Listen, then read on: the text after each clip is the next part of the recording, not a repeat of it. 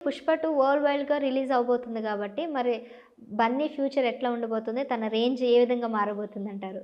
అంటే already part 1తో తను world wide population సంపాదించాడు. పుష్పలో ఆ పాటకి రకరకాలుగా అందరూ విన్యాసాలు చేసి ఆ వీడియోస్ సోషల్ మీడియాలో పోస్ట్ చేశారు. చివరికి ఆఫ్రికన్ కంట్రీస్ నుంచి కూడా వీడియోస్ వచ్చినాయి. అంటే అక్కడ కూడా రీచ్ అయింది సినిమా. పర్టికులర్గా అతని మేనరిజం రీచ్ అయింది. అతని నడక, అలాగే అతని స్టెప్పు, ఇవన్నీ కూడా కనెక్ట్ అయినాయి జనాలకి. కొంచెం కొత్తగా అనిపించింది. కొత్తగా అనిపించటం వలన ఆ సినిమా కనెక్ట్ అయ్యి ఆడేసింది.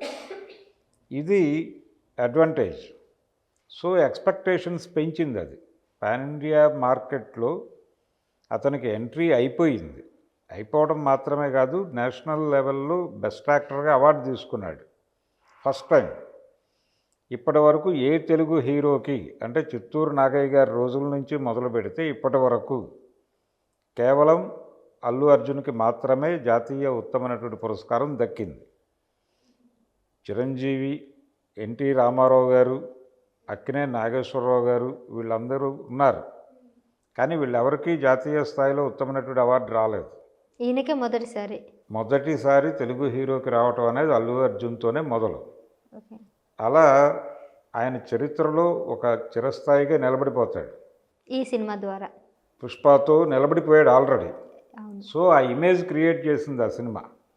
ఆ ఇమేజ్ క్రియేట్ చేసింది, దానికంటూ ఒక ఫ్యాన్ బేస్ ప్రత్యేకంగా ఏర్పడింది.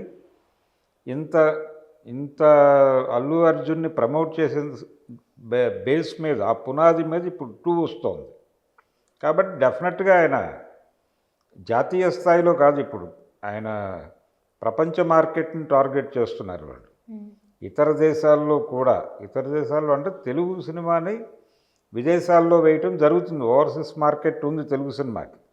అది మాత్రమే కాదు, అన్ని లాంగ్వేజెస్ని ప్రమోట్ చేసే పనిలో ఉన్నారు. అంటే హిందీ ఆడియన్స్ కోసం, అబ్రాడ్లో ఉండే హిందీ ఆడియన్స్ కోసం ఈ హిందీ వెర్షన్ కూడా ప్లే అవుతుంది అక్కడ. అన్ని ఇవి కూడా అక్కడ నడుస్తుంది. వీటితో పాటు ఇంగ్లీష్ ఆడియన్స్ని కూడా అట్రాక్ట్ చేయటం అనేది ఈ సినిమా లక్ష్యం. ట్రిబుల్-ఆర్తో ఆ ప్రయత్నం చేశారు వాళ్ళు, అది వర్కౌట్ అయింది. అట్లా గ్లోబల్ మార్కెట్కి ఎక్స్పాండ్ అవ్వాలి తెలుగు హీరోలు అనే ప్రయత్నం ఒకటి జరుగుతోంది. పాన్ ఇండియా అనేది అయిపోయింది చరిత్ర. ఇప్పుడు గ్లోబల్ మార్కెట్ టార్గెట్గా సినిమాలు తీస్తున్నారు అందరూ. నేను ఒక్కడినే రాలేదు, నాకు బాబాయ్, నా పెద్దనాన్న వీళ్ళ సపోర్ట్తోనే ఇంత దూరం వచ్చిందని ఆయన అన్నాడు. అంటే ఇండైరెక్ట్గా అల్లు అర్జున్ని పోక్ చేసినట్టే కదా.